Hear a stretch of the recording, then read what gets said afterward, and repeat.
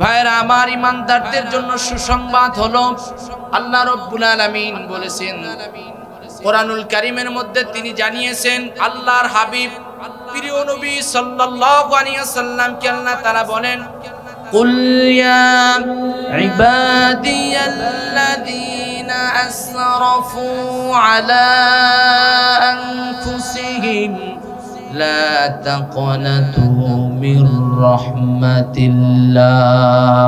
আল্লাহ রাব্বুল আলামিন বলেন, কুল হে রাসূল আপনি বলে দিন, ইয়া ইবাদিয়াল্লাযীনা আসরাফু, আমার বান্দাদেরকে যারা নিজেদের উপরে আলা আনফুসিহিম, নিজেদের উপরে জুলুম করেছে, গুনাহ করে ফেলেছে, পাপ করে ফেলেছে, সীমা লঙ্ঘন করেছে, অন্যায় করে ফেলেছেন, এমন ব্যক্তিদের সম্পর্কে আল্লাহ বলেছেন, লা তাকনাতু মির রাহমাতিল্লাহ,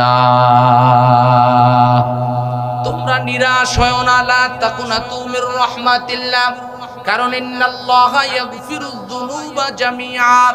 আল্লাহ রাব্বুল আলামিন বলেছেন, তোমরা যদি আল্লাহর উপরে অবিচল থাকো, তাওয়াক্কুল করো, তাহলে তোমাদের গুনাহগুলো আল্লাহ রাব্বুল আলামিন নসিরি ক্ষমা করে দিবেন। জোরে বলেন সুবহানাল্লাহ। আসসালামু আলাইকুম ওয়া রাহমাতুল্লাহি ওয়া বারাকাতুহু।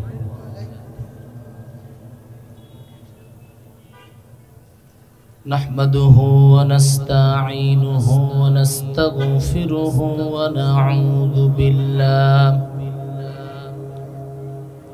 ونعوذ بالله من شرور أنفسنا ومن سيئات أعمالنا، من يهده الله فلا مضل له ومن يضلله فلا هادي له، ونشهد أن لا إله إلا الله وحده لا شريك له، ونشهد أن سيدنا ومولانا محمدا عبده ورسوله الذي أرسله بالحق بشيرا ونذيرا وداعيا إلى الله بإذنه وسراجا منيرا. فقد قال الله تعالى في كلامه المجيد وفرقانه الحميد، أعوذ بالله من الشيطان الرجيم، بسم الله الرحمن الرحيم. قل يا عبادي الذين أسرفوا على أنفسهم لا تقنطوا من رحمة الله، إن الله يغفر الذنوب جميعا، إنه هو الغفور الرحيم. وقال تعالى في شان حبيبه، إن الله وملائكته يصلون على النبي، يا أيها الذين آمنوا صلوا عليه وسلموا تسليما. اللهم صل على سيدنا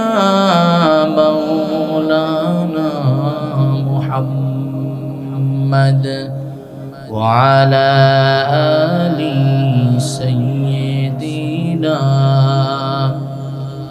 شفيعنا محمد মোহাব্বতের সাথে আমরা সকলেই জোরে মিলে নবীর শানে মাতোয়ারা হয়ে দুরুদ ও সালাম পাঠ করছি। সকলেই পড়েন সুউচ্চ আওয়াজে, সবাই জবান খুলে পড়ি আল্লাহুম্মা সাল্লি আলা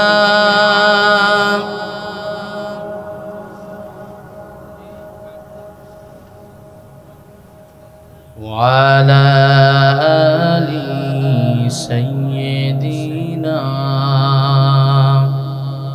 شفيعنا محمد بلغ العلا بكماله كشف الدجى بجماله حسنت جميع خصاله صلوا عليه وآله لا إله إلا الله لا إله إلا الله جر لا إله إلا الله। বাংলাদেশের ঐতিহ্যবাহী জেলা খুলনা জেলার রূপসা থানার অন্তর্গত রূপসা যুব সমাজ ও এলাকাবাসীর উদ্যোগে 10ম বার্ষিক তাফসীরুল কুরআন মাহফিলের জনাব শ্রদ্ধাভাজন সভাপতি জনাব হাফেজ মাওলানা মোহাম্মদ নূর হুসাইন সাহেব আজকের এই আয়োজনের প্রধান মেহমান, প্রধান অতিথি জনাব হযরতুল আল্লাম আমিরুল ইসলাম বেলালী সাহেব।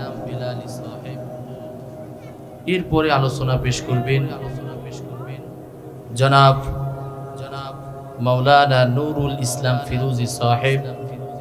আমার পূর্বে কোরআনুল কারীম থেকে তেলাওয়াত করে মুগ্ধ করেছেন কোরআনের এক পাখি। এর পূর্বে আলোচনা করেছেন আরো একজন আলোচক সুললিত কণ্ঠে মার্জিত ভাষায়।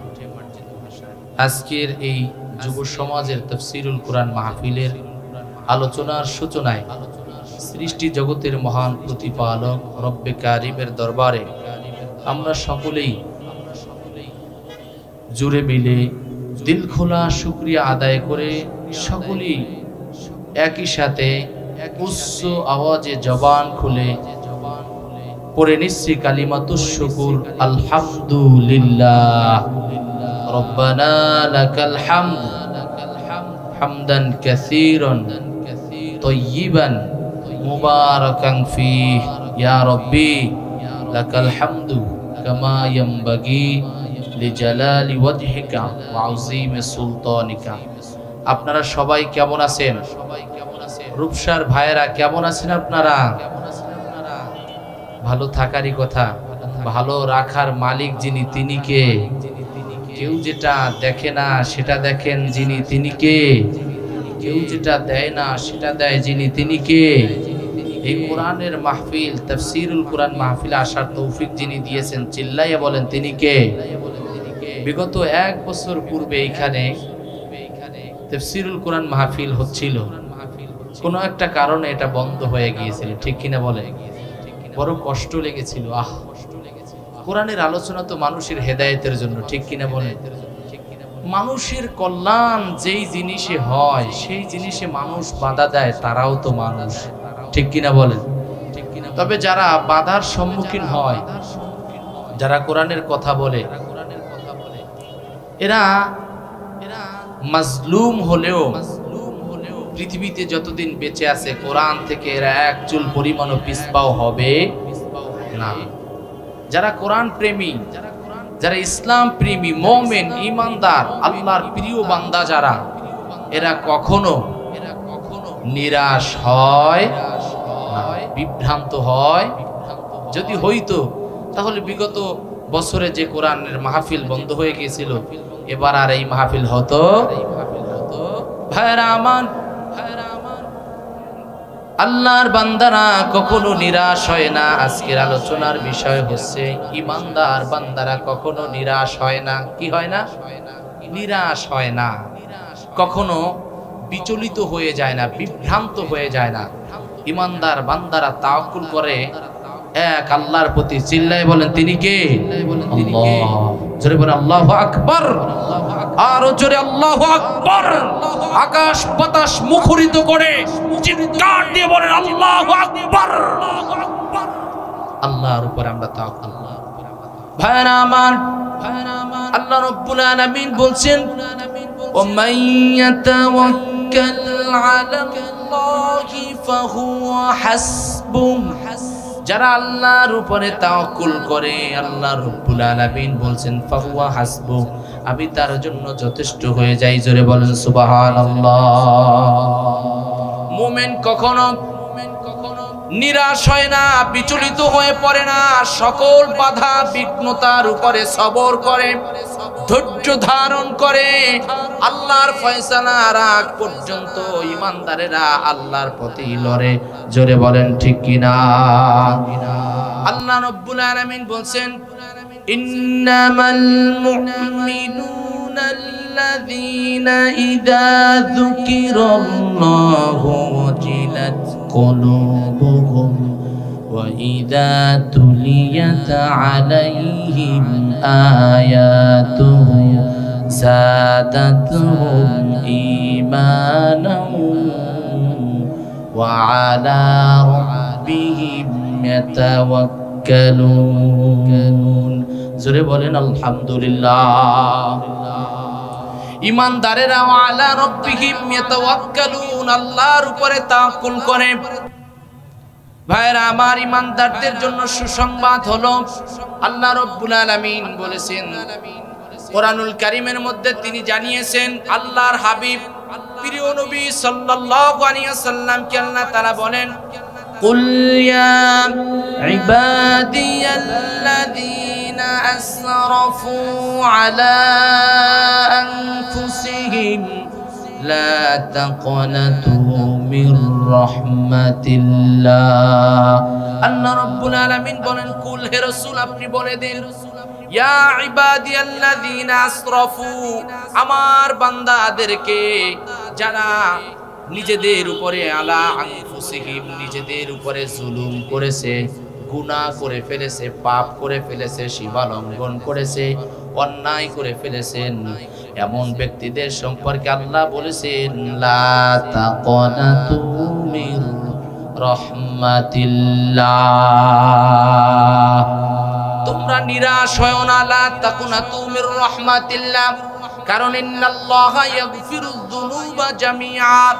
আল্লাহ রাব্বুল আলামিন বলেছেন তোমরা যদি আল্লাহর উপরে অবিচল থাকো, তাওয়াক্কুল করো, তাহলে তোমাদের গুনাহগুলো আল্লাহ রাব্বুল আলামিন নসিরি ক্ষমা করে দিবেন। জোরে বলেন সুবহানাল্লাহ। আমার ভাইয়েরা, ক্ষমার জন্য আমাদেরকে ক্ষমার পথ অবলম্বন করতে হবে। আল্লাহ রাব্বুল আলামিন দুইটি পথ দেখিয়ে দিয়েছেন, একটা জান্নাতের পথ আর একটা জাহান্নামের পথ। জান্নাতের পথটা ডান দিকে, জাহান্নামের পথটা বাঁ দিকে।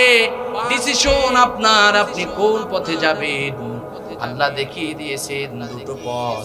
যারা ডান পথে চলবে আল্লাহ রাব্বুল আলামিন এদেরকে হেদায়েত দিয়ে ক্ষমা করে আল্লাহ তাআলার জান্নাতের মেহমান আল্লাহ বানায় দিবে। নিরাশ হওয়া যাবে। আল্লাহ তাআলা ইমানদারদেরকে বলছেন ও ইমানদারেরা, গুনাহ করেছো, রাতের অন্ধকারে জিনা করে ফেলেছো, অন্যের সম্পদ আত্মসাৎ করেছো, মানুষের উপরে জুলুম, নির্যাতন, খুন খারাপি, বিভিন্ন ধরনের পাপ যা মানুষের দ্বারা হওয়া সম্ভব, এই গুনাহ থেকে নিজেকে আত্মরক্ষা করার জন্য, ফিরিয়ে আনার জন্য আমি আল্লাহর দরবারে তওবা করো।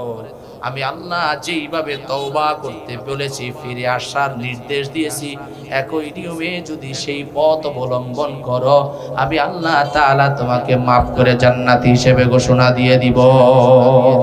আল্লাহু আকবার। আল্লাহ তাআলা ইমানদারদেরকে ডাক দিয়ে বলছেন ইয়া আইয়ুহাল্লাযীনা আমানু توبوا إلى الله توبة نصوحا عسى ربكم أن يكفر عنكم سيئاتكم ويدخلكم جنات تجري من تحتها الأنهار يا أيها الذين آمنوا إيماندارরা তুবু ইলাল্লাহ তওবা করো আল্লাহর সমীপে তাওবাতান নাসুহা ফিরে আসার মতন তওবা যার নাম তাওবাতান নাসুহা যদি ফিরে আসার মতন তওবা করতে পারো গুনাহ অব্যাহতি দিতে পারো আল্লাহ রাব্বুল আলামিন বলছেন আসা রাব্বুকুম মাইয়ুকাফিরু আনকুম সাইয়্যাতিকুম ওয়া ইউদখিলাকুম জান্নাতিন তাজরি মিন তাহতিহাল আনহার আশা করা যায় তোমাদের রবের পক্ষ থেকে তোমাদের গুনাহগুলো আল্লাহ তাআলা maaf করে দিবেন এবং এমন উত্থান এবং জান্নাতের মধ্যে তোমাদেরকে দাখিল করাবেন যার নিম্ন দেশ দিয়ে নহর সমূহ প্রবাহিত থাকবে জোরে বলেন আল্লাহু আকবার আমার ভাইরা লক্ষ্য করেন ভুল পথ থেকে নিজেকে ফিরিয়ে আনার জন্য আল্লাহ রাব্বুল আলামিন পথ দেখিয়েছেন আল্লাহ রাব্বুল আলামিন পথ দেখিয়ে সূরাতুল ফুরকানের মধ্যে বলেছেন ইল্লা মান তাবা ওয়া আমানা ওয়া আমিলা আমালান সালিহান ফাউলাইকা ইউবাদদিলুল্লাহু সাইয়্যাতিহিম হাসানাত ওয়া কানাল্লাহু গফুরুর রহিমা ইল্লা মান তাবা যারা তওবা করবে ওয়া আমানা এবং ঈমান আনবে ওয়া আমিলা আমালান সালিহা তওবা করার পরে যারা ঈমান আনবে কি করবে ঈমান আনবে আল্লাহর প্রতি দৃঢ় বিশ্বাস আস্থা রাখবে ভরসা রাখবে আল্লাহ রাব্বুল আলামিন সমস্ত গুনাহ ক্ষমা করার জন্য তিনি নিজেই সক্ষম আল্লাহর উপরে বিশ্বাস রাখবে এবং তওবা করার পরে ওয়া আমিলা আমালান সালিহা ভালো কাজ করবে রব্বে কারীম জানিয়েছেন ফাউলাইকা ইউবাদদিলুল্লাহু সাইয়্যাতিহিম হাসানাত আল্লাহ রাব্বুল আলামিন তাদের গুনাহগুলো নেকি দ্বারা বদলায়া দিবে জোরে বলেন সুবহানাল্লাহ আমার ভাইরা মানুষের ফিরে আসার পথ কেমন করে খোলা রাখছেন লক্ষ্য করেন আল্লাহর হাবিব সাল্লাল্লাহু আলাইহি সাল্লাম বলেছেন ও দুনিয়ার মানুষেরা রাতের অন্ধকারে গুনাহ করেছো আল্লাহ পাক রব্বুল আলামিন দিনের বেলায় তোমাদের জন্য ক্ষমার হাত দুখানা প্রশস্ত করে রেখেছেন আমার বান্দা গুনাহ করে ফেলেছে বান্দা যদি দিনের বেলায়ও আমি আল্লাহকে স্মরণ করে আর ফিরে আসি আমি আল্লাহ তাআলা তার গুনাহ মাফের জন্য আমি প্রস্তুত রয়েছি জোরে বলেন সুবহানাল্লাহ করেন ভাইরা আমার শুধু তাই নয় দিনের বেলায় গুনাহ করেছো রাতের অন্ধকারে আল্লাহ রাব্বুল আলামিন ক্ষমার হাতকে প্রসারিত করে রাখেন দেখি বান্দা দিনের বেলায় গুনাহ করার পরেও রাতের অন্ধকারে কেউ দেখবে না এমন সময় আমি আল্লাহকে ডাক দেয় কিনা আল্লাহ রাব্বুল আলামিন বলেন দিনের বেলায় গুনাহ করনেওয়ালা ব্যক্তি আমার বান্দার ক্ষমা করার জন্য রাত্রি বেলায় আমি আল্লাহ ঘুমাই না আমি আল্লাহ তাআলা তার ক্ষমার জন্য রাতের অন্ধকারে আমি আল্লাহ ক্ষমার হাতকে প্রসারিত করে রাখি আল্লাহু আকবার ফিরে আসতে হবে দোস্ত ভাইরা আমার লক্ষ্য করেন শুধু রাত আর দিনের ব্যবধান নয় একটা মানুষকে ফিরে আসার জন্য আল্লাহ তাআলা সুযোগ দেয় কতক্ষণ আল্লাহর হাবিব সাল্লাল্লাহু আলাইহি সাল্লাম বলেছেন মানুষের হায়াতের পরিসমাপ্তির আগ পর্যন্ত লামিউ গর্গির মৃত্যুর যন্ত্রণা শুরু হওয়ার আগ পর্যন্ত মালাকুল মউত যখন রূহ কবজ করবে সেই পর্যন্ত আল্লাহ তাআলা তাদেরকে সুযোগ দেয় দেখি বান্দা তওবা করে কিনা এমন কোন গুনাহ নাই গুনাহগুলো আমরা করেই যাচ্ছি কথা বলেন ঠিক কিনা একের পর এক গুনাহ করে যাচ্ছি কেমন গুনাহ দেখেন ব্যক্তিগতভাবে নিজে আল্লাহর হুকুম পালন করতেছি না এটা তো একটা মারাত্মক গুনাহ কথা বলেন ঠিক কিনা শুধু তাই নয় পরিবারের উপরে জুলুম ছেলে মেয়েদের উপরে জুলুম ভাইয়ের সম্পদ আত্মসাৎ করেছি ভাই হয়ে বোনের সম্পদ আত্মসাৎ করেছি প্রতিবেশীর সম্পদ আত্মসাৎ করেছি শুধু তাই নয় শুধু তাই নয় ভাইরা আমার, এলাকার দায়িত্বশীল, এলাকার মধ্যে যত বসতি ভাইরা আছেন, এলাকার মেম্বার হয়ে সমাজের লোকদের উপরে জুলুম করে ফেলেছেন। শুধু তাই নয় ভাইরা আমার, মেম্বার, চেয়ারম্যান, এমপি, মন্ত্রী, প্রাইম মিনিস্টার পর্যন্ত রাষ্ট্রের নাগরিক যারা জীবন যাপন করে, রাষ্ট্রের নাগরিকদের অধিকার বঞ্চিত করেছেন, বড় মারাত্মক অপরাধ করে ফেলেছেন। তওবা না করলে বা জাতির সামনে যদি ক্ষমা না চায়, অবশ্যই আল্লাহর দরবারে আসামির কাঠগড়ায় দাঁড়াতে হবে। ঠিক কিনা বলেন? ঠিক কিনা ভাইরা আমার? যারা মানুষের উপরে জুলুম করেছে, মানুষের অধিকার বঞ্চিত করেছে, দেশের নাগরিক হিসেবে নাগরিকদের ভোটের অধিকার যারা বঞ্চিত করেছে, রাষ্ট্রের সম্পদ যারা আত্মসাৎ করেছে, রাস্তাঘাট, কালভার্ট, ব্রিজ, বিভিন্ন জায়গার সম্পদগুলো, অর্থ যারা আত্মসাৎ করেছে, আল্লাহি আল্লাহর কসম, জান্নাতে ঢুকতে হলে যত মানুষের সম্পদ আত্মসাৎ করা হয়েছে, অধিকার নষ্ট করা হয়েছে, লাইভে এসে প্রকাশ্যে জনমানুষের সামনে ক্ষমা চাইতে হবে। ঠিক কিনা বলেন? অবশ্যই অবশ্যই জাতির সামনে ক্ষমা চাইতে হবে, নতুবা আল্লাহর জান্নাত কপালে জুটবে জুটবে। আমার ভাইয়েরা, শুধু তাই নয়, লক্ষ্য করেন আল্লাহ পাক রব্বুল আলামিন আমাদেরকে কত ভাবে সতর্ক করিয়েছেন আমরা বুঝি না। অপরাধ করতে করতে মানুষ যখন সীমা লঙ্ঘন করে, তখন আল্লাহ আর ছেড়ে দেয় না। আল্লাহ ছাড় দেয় কিন্তু ছেড়ে দেয় না। যখন কালিমাতুল্লাহি হিয়াল উলিয়া, আল্লাহ তাআলার শ্রেষ্ঠ কালামের উপরে যারা আঘাত করে, আল্লাহ রাব্বুল আলামিন এদের এই অপরাধ আল্লাহ তাআলা বরদাস্ত করতে পারেন না।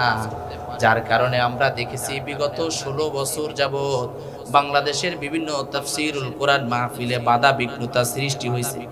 কোরআন শরীফ খুলে ওলামা একরাম নিজের স্ত্রী, ছেলে, মেয়ে, আত্মীয় স্বজনের মায়া করে তেলাওয়াত করছে একটা, আর তরজমা করছে আর একটা। কারণ হক কথা বললে তো ওই সেই নর পশুর দলেরা তারা পাকড়াও করে জেলখানার কয়েদি বানাবে, অথবা আয়না ঘরের মধ্যে যাবজ্জীবন কারাদণ্ড দিবে। ঠিক কিনা বলে? ভয় নিয়ে ওলামা একরাম কথা বলতে পারে না। তারপরও আলেম ওলামা মাজলুম হয়েও তারা হকের উপরে টিকেছিলেন। কথা বলেন ঠিক কিনা? লক্ষ্য করেন ভাইরা আমার, নারায়ণগঞ্জের একজন এমপি ছিল, কি নাম জানো আপনারা বলেন তো দেখি? শামীম ওসমান। শামীম ওসমান সাহেব বলেছিল যে গোলাম আজম সাহেবকে নারায়ণগঞ্জে ঢুকতে দেওয়া যাবে না।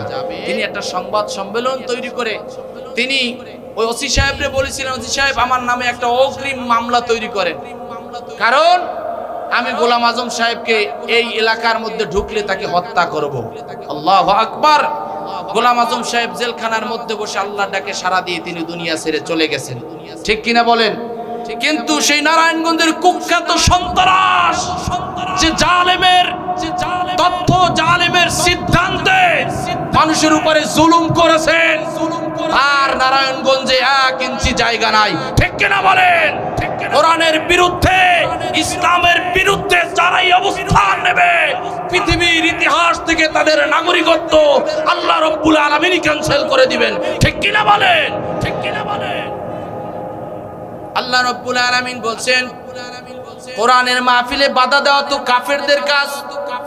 কোরআনুল কারীমের মধ্যে আল্লাহ জানিয়েছেন, ক্বালাল্লাযীনা কাফারু লা তাসমাউ লিহাযাল কুরআনি ওয়ালগাউ ফীহি লাআল্লাকুম তাগলিবুন। ক্বালাল্লাযীনা কাফারু, কাফেররা বলে, কারা বলে? লা তাসমাউ লিহাযাল কুরআন, তোমরা কোরআন শুনবে না, কোরআন শুনবে না, কোরআনের আলোচনা তোমরা শুনবে না। অল গৌফিহি, সেখানে তোমরা বাধা বিঘ্নতা সৃষ্টি করবে। লাআল্লাকুম তাগলিবুন, যাতে করে তারা প্রতিষ্ঠিত না হতে পারে। কোরআনের বিরুদ্ধে যারা কাজ করছে তারা ওই সময় আবু জাহেল, উতবা, সাইবা, ওয়ালিদ ইবনে মুগিরা, বড় বড় সন্ত্রাস যারা ছিল। আর এই যুগে আমরা দেখেছি মুসলমানের ঘরে জন্ম নিয়ে কোরআনের বিপক্ষে বাধা দেয়, এর চাইতে হতভাগা, এর চাইতে কপাল পোড়ার কিছুই হতে পারে না। ঠিক কিনা বলে? ঠিক কিনা বলে? আল্লাহ বোঝার তৌফিক দান করেন, বলেন আমিন।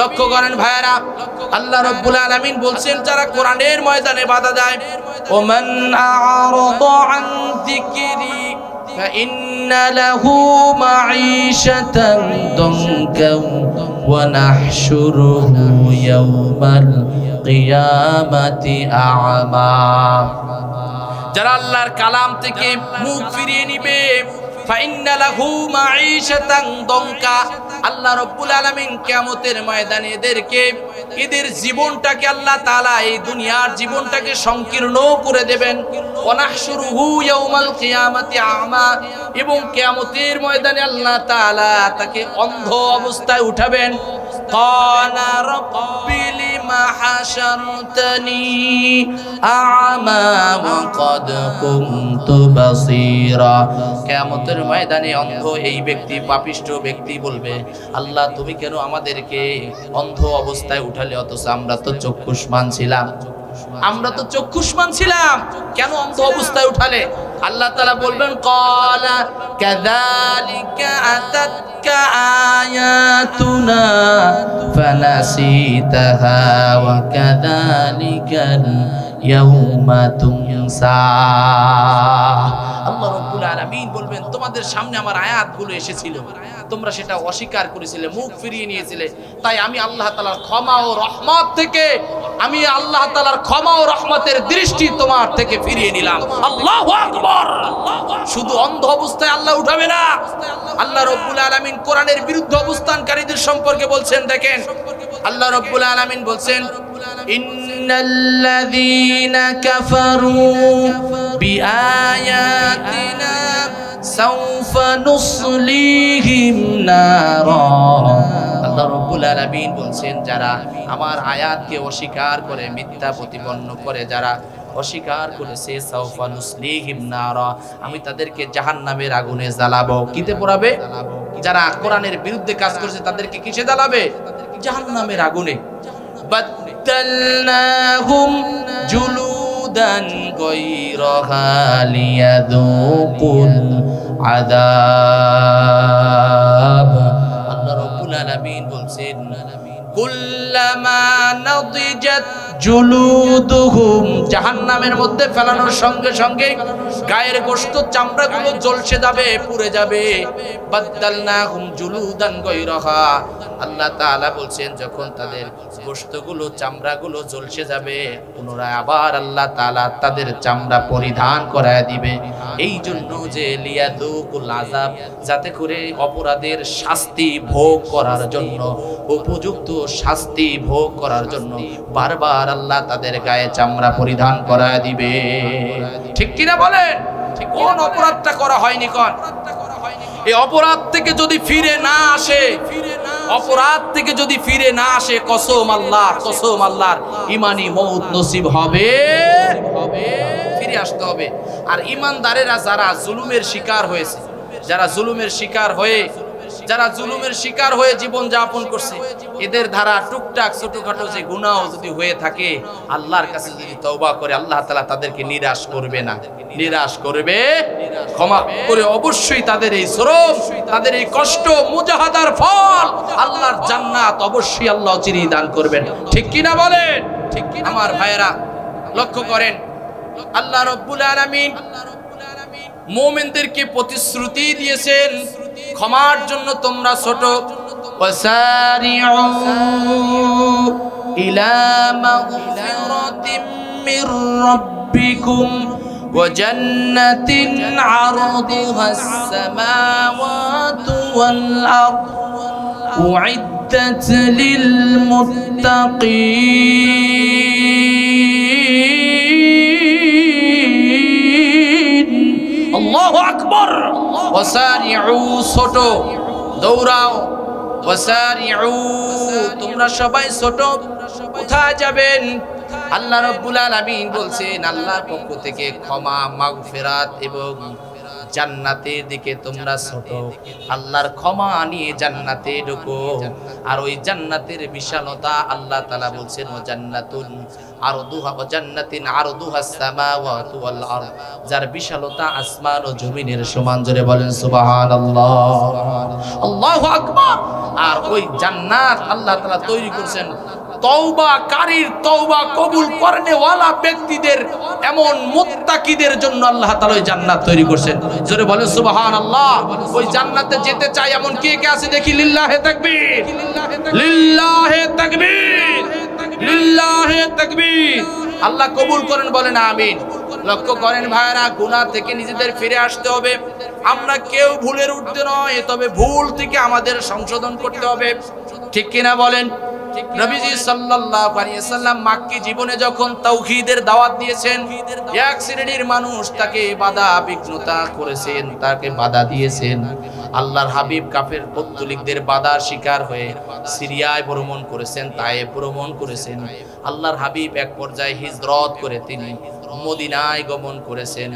মদিনার মধ্যে বিশ্ব নবী সাল্লাল্লাহু আলাইহি ওয়াসাল্লাম সাহাবীদেরকে নিয়ে যখন হিজরত করে গেলেন, আল্লাহর হাবিব মদিনায় গিয়ে আনসার এবং মুহাজির সাহাবীদের মধ্যে ভ্রাতৃত্বের বন্ধন, বন্ধু সুলভ সম্পর্ক তৈরি করলেন। ভাই ভাই সম্পর্ক, আনসার ও মুহাজিরদের মধ্যে ভাই ভাই সম্পর্ক তৈরি করলেন। আনসার ও মুহাজিরদের মধ্যে অন্যতম দুইজন বন্ধু ছিল, যার নাম, একজনের নাম ছিল সাঈদ ইবনে আব্দুর রহমান, আর একজনের নাম ছিল সালাবাতুল আনসারী। জোরে বলেন সুবহানাল্লাহ। সাঈদ ইবনে আব্দুর রহমান ও সালাবাতুল আনসারীর মধ্যে ঘনিষ্ঠ হৃদ্রতার সম্পর্ক হয়েছিল। বিশ্ব নবী সাল্লাল্লাহু আলাইহি ওয়াসাল্লাম মদিনা থেকে জিহাদের প্রস্তুতি গ্রহণ করলেন, জিহাদের দাওয়াতে অংশগ্রহণ করলেন সাঈদ ইবনে আব্দুর রহমান। সাঈদ ইবনে আব্দুর রহমান নবীজি সাল্লাল্লাহু আলাইহি ওয়াসাল্লামের সঙ্গে অভিযানে গেলেন। অভিযানে যাওয়ার সূচনায় তার পরিবার দেখাশোনার দায়িত্বকে পরিচালনা করবে। তিনি তার পরম বন্ধু, তিনি তার বন্ধু সালাবাতুল আনসারীর কাছে এই দায়িত্ব দিয়ে গেলেন। সালাবাতুল আনসারী সাঈদ ইবনে আব্দুর রহমানের আগমনের আগ পর্যন্ত তিনি তার বাড়ির যাবতীয় কার্যক্রম পরিচালনা করবেন। সাঈদ ইবনে আব্দুর রহমান নবীজি সাল্লাল্লাহু আলাইহি ওয়াসাল্লামের সফর সঙ্গী হয়ে জিহাদে অংশগ্রহণ করলেন। এইদিকে প্রতিদিন সালাবাতুল আনসারী সাঈদ ইবনে আব্দুর রহমানের বাড়ির যাবতীয় প্রয়োজনীয় কার্যক্রম তিনি পরিচালনা করতেন। প্রতিদিন সেবা যত্ন কাজ কর্ম সব কিছুর দেখাশোনা তিনি করতেন।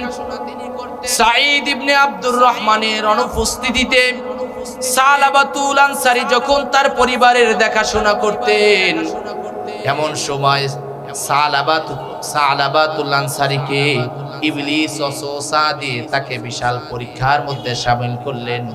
কুরআনুল কারীমের মধ্যে ইবলিস সম্পর্কে আল্লাহ তাআলা জানিয়েছেন, ইন্নাশ শাইতানা লিল ইনসানি আদুউম মুবিন, নিশ্চয়ই মানুষের জন্য শয়তান প্রকাশ্য দুশমন। ঠিক কিনা বলেন? সুযোগ পাইলেই খোঁচা মারবে, সুযোগ পাইলেই খোঁচা মারবে। সালাবা তাকে যখন ইবলিস কাবু করে ফেলল, ইবলিস তাকে প্ররোচনা দিছে, ও সালাবা তুমি তো জানো না এই ঘরের মধ্যে সাঈদের স্ত্রী সাধারণ কোনো মহিলা নয়, তিনি একজন অপরূপা সৌন্দর্যের অধিকারী, সলায় কলায় পরিপূর্ণ, ডাগর ডাগর চক্ষু বিশিষ্টা একজন সুশ্রীমান নারী। জীবনে কোনোদিন এত সুন্দর নারী তুমি দেখো নাই। সুতরাং তোমার বন্ধুর অনুপস্থিতিতে তুমি এই সুযোগটা কাজে লাগাতে পারো।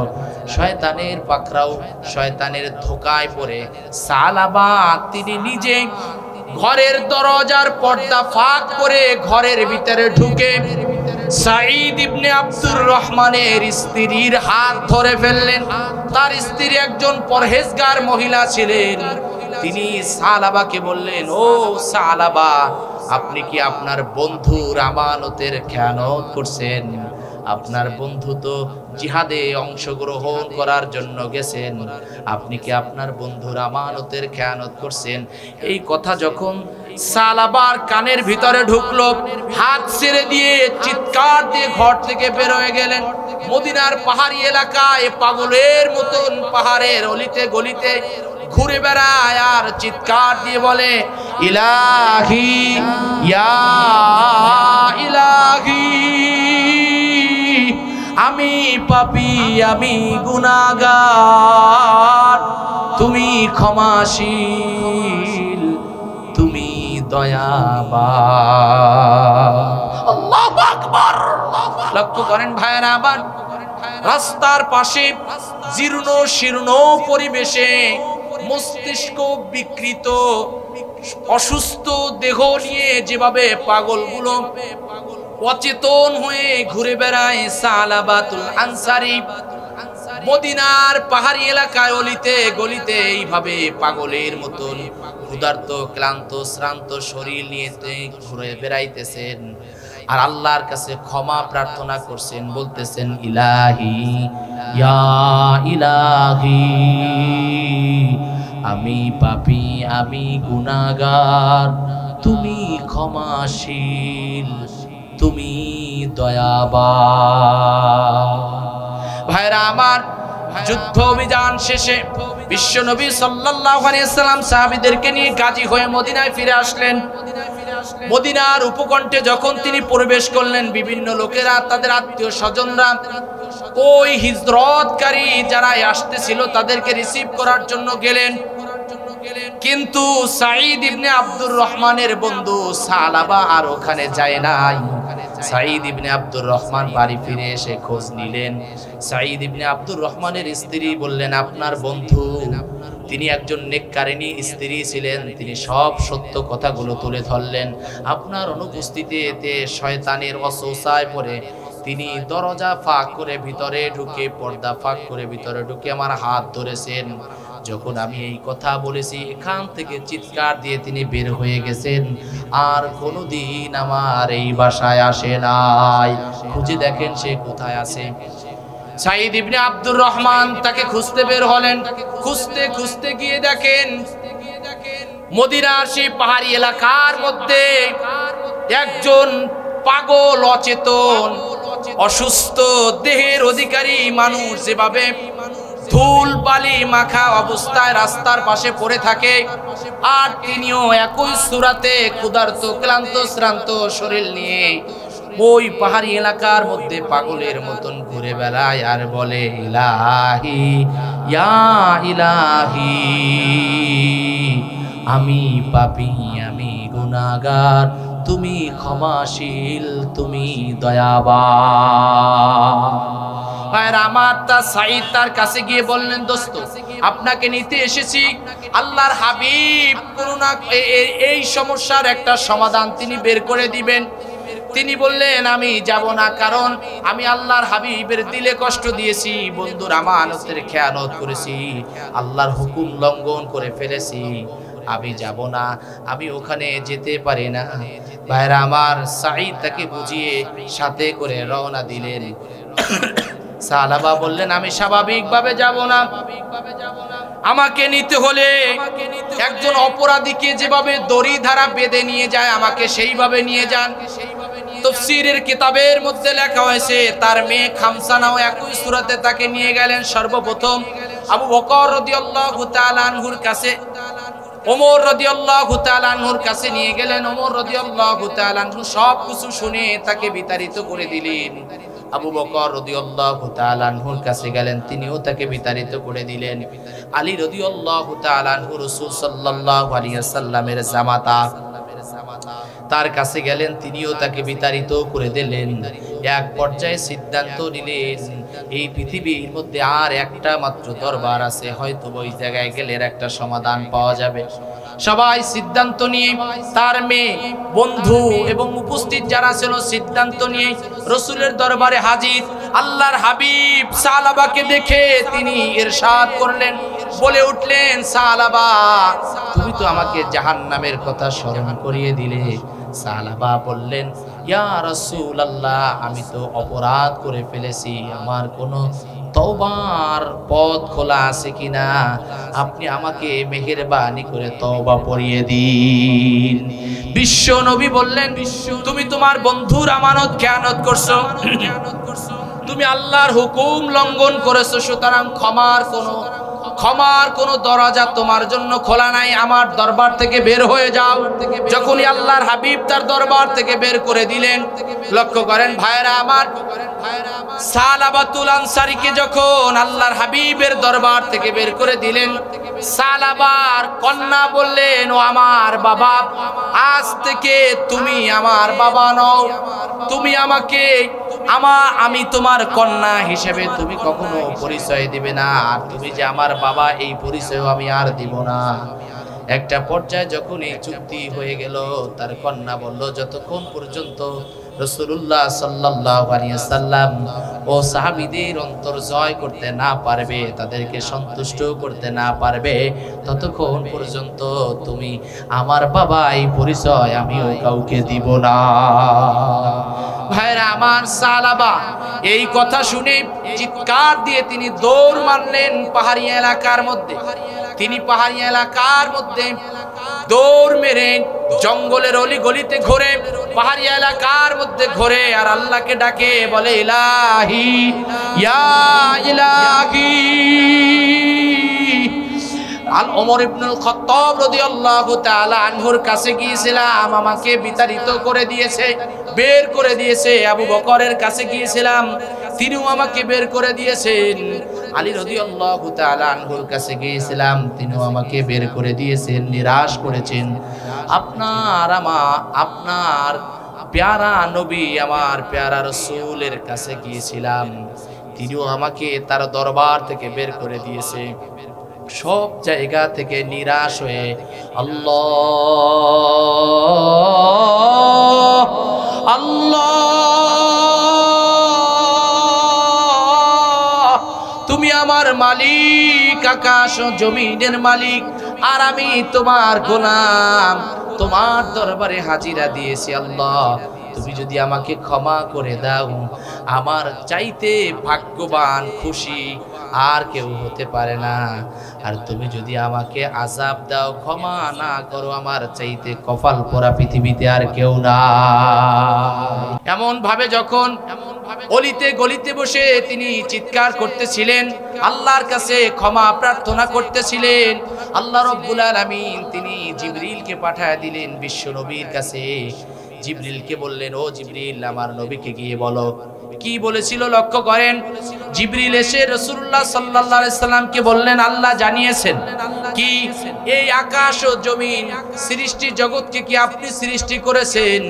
না, আল্লাহ রাব্বুল আলামিন সৃষ্টি করেছেন। বিশ্ব নবী বলেন, অবশ্যই আমার আল্লাহ তাআলা এই জমিনকে সৃষ্টি করেছেন। জোরে বলেন সুবহানাল্লাহ। আল্লাহ রাব্বুল আলামিন যে মানব জাতিকে সৃষ্টি করেছেন, জিবরাইল বলেন আল্লাহ জানিয়েছেন। আল্লাহ তার পাপিষ্ঠ বান্দার তওবার কারণে, ফিরে আসার কারণে আল্লাহ তারা তাকে মাফ করে দিয়েছে। আপনি তার কানে এই তথ্য পৌঁছায় দিন। বিশ্বনবী ঘোষণা দিলেন, ও সাহাবীরা কে আসো, সাহাবাকে আমার দরবারে নিয়ে আসবে। ওমর, আবু বকর দাঁড়িয়ে রাদিয়াল্লাহু তাআলা আনহু দাঁড়িয়ে গেলেন, এবং আলী রাদিয়াল্লাহু তাআলা আনহু, সালমান ফারসি রাদিয়াল্লাহু তাআলা আনহু দাঁড়িয়ে গেলেন। ইয়া রাসূলুল্লাহ, আমাদেরকে অনুমতি দিন, আমরা তাকে ডেকে নিয়ে আসব। আল্লাহর হাবিব অনুমতি দিলেন। তারা খুঁজতে বের হলেন।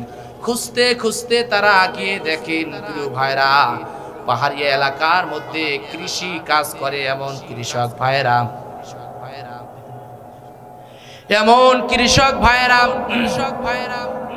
তারা কৃষি কাজে অভ্যস্ত। তাদেরকে জিজ্ঞেস করলেন, সালাবা নামে একজন পাগল আকৃতির একজন মানুষকে আপনারা দেখেছেন কিনা? তারা বললেন, আপনারা কি এমন ব্যক্তি সম্পর্কে বলছেন যিনি জাহান্নাম থেকে পলায়ন করে এখানে ঘুরে বেড়াইতেছে? ভাইরা আমার, তারা বললেন, সালমান ফারসি রাদিয়াল্লাহু তাআলা আনহু, আলী রাদিয়াল্লাহু তাআলা আনহু বললেন, হ্যাঁ, এমন ব্যক্তিকেই খুঁজতেছি। ভাইরা আমার, তারা বললেন, তিনি দিনের বেলায় জঙ্গলে জঙ্গলে ঘুরে বেড়ায়, আর রাতের বেলায় এই বৃক্ষের তল নিচে এসে সিজদায় পড়ে আল্লাহর দরবারে চিৎকার দিয়ে কাঁদে, ইলাহি ইয়া ইলাহি, আমি পাপী, আমি গুনাহগার, তুমি ক্ষমাশীল, তুমি দয়াবান। আল্লাহ, সকল দরবার ছেড়ে তোমার দরবারে হাজিরা দিয়েছি, তুমি যদি আমাকে ক্ষমা করে দাও, আল্লাহ তুমি যদি আমাকে ক্ষমা করো, রব্বুল আলামিন আমি সবচেয়ে দামি সন্তুষ্ট হয়ে যাব। আর আমাকে যদি তুমি আযাব দাও, আমার চাইতে হতভাগা আর কেউ জমিনের মধ্যে থাকতে পারে না। ভাইরা আমার, সালমান ফারসি আলী রাদিয়াল্লাহু তাআলা আনহু তাকে সালাম জানালেন আর বললেন, আল্লাহ তাআলা আপনাকে ক্ষমা করে দিয়েছেন। রাসূলুল্লাহ সাল্লাল্লাহু আলাইহি সাল্লাম আপনাকে নিতে পাঠায়েছেন। রাসূলুল্লাহ সাল্লাল্লাহু আলাইহি সাল্লাম সম্পর্কে তিনি জিজ্ঞাসা করলেন তাকে কেমন অবস্থায় দেখে এসেছেন। সালমান ফার্সি বললেন আল্লাহ যেভাবে তাকে সন্তুষ্ট রেখেছেন তিনি সেইভাবেই সন্তুষ্ট আছেন, আপনাকে নিতে পাঠিয়েছেন। সালাবাতুল আনসারী তাদের সাথে রওনা দিলেন রাতের অন্ধকারে। আস্তে আস্তে সুবহে সাদেক হয়ে ফজরের আযান হয়ে গেছে, নামাজ শুরু হয়ে গেছে। বিলাল রাদিয়াল্লাহু তাআলা আনহু নামাজের ইকামত দিলেন। রাসূলুল্লাহ সাল্লাল্লাহু আলাইহি ওয়াসাল্লাম ইমামের মুসল্লায় দাঁড়িয়ে নামাজ শুরু করলেন। আল্লাহু আকবার, নামাজ শুরু করলেন। এদিকে সালাবাতুল আনসারী এবং সালমান ফার্সি রাদিয়াল্লাহু তাআলা আনহু, আলী রাদিয়াল্লাহু তাআলা আনহু সবাই মিলে নামাজে অংশগ্রহণ করলেন। আল্লাহর হাবিব নামাজের মধ্যে তেলাওয়াত করা শুরু করলেন, আল্লাকুমুত তাকাসুর। এই আয়াত যখন তেলাওয়াত করলেন সাহাবা নামাজের মধ্যে চিৎকার দিয়ে উঠলেন। দ্বিতীয় আয়াত যখন তেলাওয়াত করলেন, হাত্তা যুরতুমুল মাকাবির, সাহাবা নামাজের মধ্যে এই আয়াতের তেলাওয়াত শুনে চিৎকার দিয়ে জ্ঞান হারিয়ে ফেললেন। রাসূল নামাজের পরে সাহাবার কাছে আসলেন। সাহাবার কাছে এসে সালমান ফার্সিকে বললেন মুখের উপরে পানির ছিটা দাও। পানির ছিটা দিয়ে দেখলেন সাহাবা দুনিয়া থেকে বিদায় হয়ে গেছে। আল্লাহর হাবিব বললেন দেখো সাহাবার কি অবস্থা। সালমান ফার্সি বলেন ইয়া রাসূলুল্লাহ, সাহাবা নামাজের মধ্যে আল্লাহ তাআলা তার বান্দা সাহাবাকে আল্লাহর দরবারে নিয়ে গেছেন। এও জগতে এই দুনিয়ার সফর শেষ করে তিনি আল্লাহর আখিরাতের জিন্দেগিতে পাড়ি জমিয়েছেন। আল্লাহু আকবার। আল্লাহ তাআলা তার তওবা কবুল করে নামাজের মধ্যে ঈমানি মউত দিয়ে জান্নাত হিসেবে কবুল করে নিয়েছেন। আল্লাহু আকবার বলেন। সকলের দরবার থেকে যখন নিরাশ হলেন এক আল্লাহর দরবারে আল্লাহর পক্ষ থেকে ক্ষমা মিলল। জোরে বলেন সুবহানাল্লাহ।